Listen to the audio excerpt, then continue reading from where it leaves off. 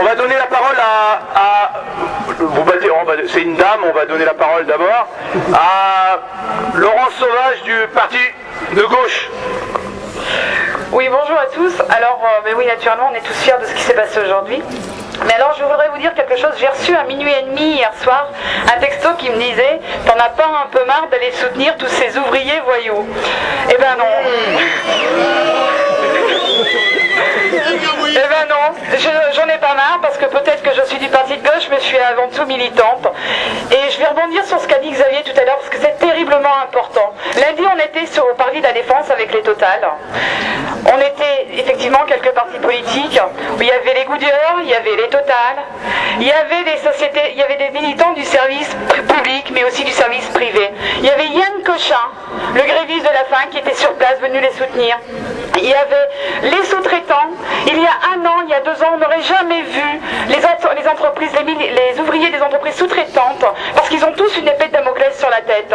C'est un vivier humain pour ces entreprises, style de Richebourg, style toutes les entreprises qui font du jardinage, qui font de la prestation de services. Ce sont des viviers humains. Et ces humains-là, ils ont une épée de Damoclès sur la tête. Donc effectivement, le public, le privé, on doit être tous ensemble. Et effectivement, je sais que ça ne va pas plaire ce que je vais vous dire, mais les partis politiques, ce qui s'est passé ici, les partis politiques qui sont venus témoigner auprès de vous, on n'en a pas parlé dans la presse. C'est quelque chose d'historique qui s'est passé. Un parti politique qui vient prendre la défense des ouvriers qui sont en danger dans un tribunal, c'était la première fois que ça arrivait. Il n'y a eu aucune répercussion. On va parler de Sarkozy, on va parler de la princesse de Clèves, de ces conneries phénoménales tous les jours, et la défense des politiques pour les salariés, on n'en parle pas. Alors aujourd'hui, il faut savoir que je suis non pas simplement du parti de gauche, je suis aussi syndicaliste. Alors faire de la politique avec un cœur de syndicaliste, c'est ce qui commence à devenir de plus en plus important. Alors impliquez-vous comme nous en tant que politique, on s'implique dans les mouvements de lutte sociale, dans les mouvements ouvriers, dans les luttes de classe. Et je pense que si vous mettez autant d'ardeur, autant de ferveur à vous impliquer dans la politique que nous, on commence effectivement à faire remonter les choses au niveau politique, je pense que tous ensemble, effectivement, on s'en sortira. Oui, oui. Bravo. Pour une meuf, pas mal.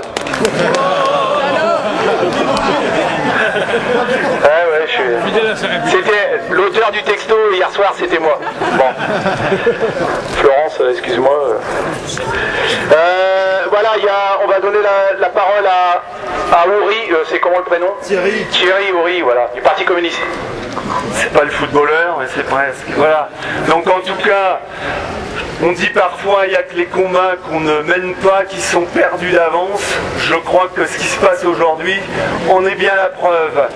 Et s'il y a une leçon dans toute cette lutte qui doit continuer, parce que maintenant il faut exiger du gouvernement, il faut maintenir la pression pour qu'il renonce définitivement à ces réparations, parce que s'il y a réparation, elles ne sont pas demandées à ces 5 ouvriers, à cette ouvrière, mais elles sont à demander aux patrons voyous de Continental, ceux dont l'action a encore monté à la bourse de Francfort. C'est là qu'il faut aller demander des réparations pour les dégâts qu'ils ont commis dans notre région. Donc il faut qu'on continue cette pression, mais en attendant, cette journée d'aujourd'hui, comme tous ces moments de lutte, d'espoir, comme cette formidable journée à Hanovre en avril, montre que le combat permet d'imposer des reculs à ce gouvernement et au MEDEF. Et comme ça a été dit, effectivement, il va falloir qu'on continue, parce que des combats à venir s'annoncent d'importance. Sur la question des retraites, ça a été dit, et je crois qu'effectivement, c'est une leçon pour toutes les forces politiques aussi à gauche. Il ne s'agit pas, avant que la bataille soit menée, de commencer déjà à renoncer. Effectivement, il faut imposer là aussi des reculs au gouvernement, au MEDEF, parce que de l'argent, il y en a. Et l'argent, il n'est pas à chercher dans la poche des travailleurs, il est à chercher dans les poches du capital. Donc je pense qu'il faut, cette journée doit nous donner de l'espoir, de la combativité, je sais qu'il y en a beaucoup, pour qu'on poursuive, et dans la rue, et dans les urnes. Et comme disait Victor Hugo, ceux qui vivent, ce sont ceux qui luttent.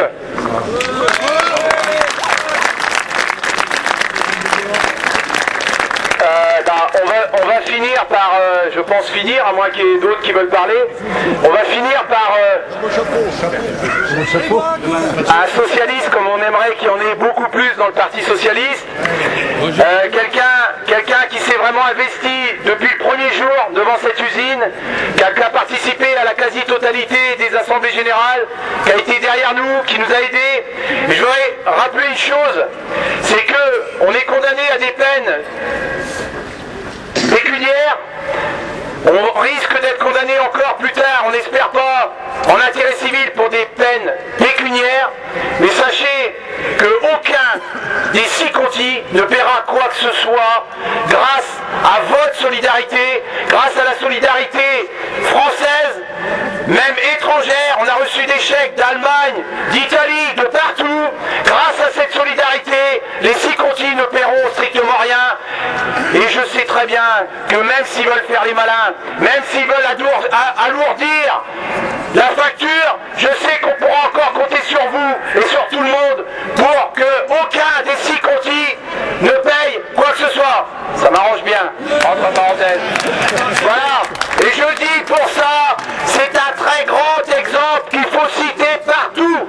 La solidarité ouvrière a aidé les 6 contis du début jusqu'à la fin et au-delà des frontières. Je vais donner la parole maintenant à Monsieur Ferrieux, dit Le Chapeau, et il va pouvoir le cramer bientôt. C'est pas un tracteur ce coup-ci.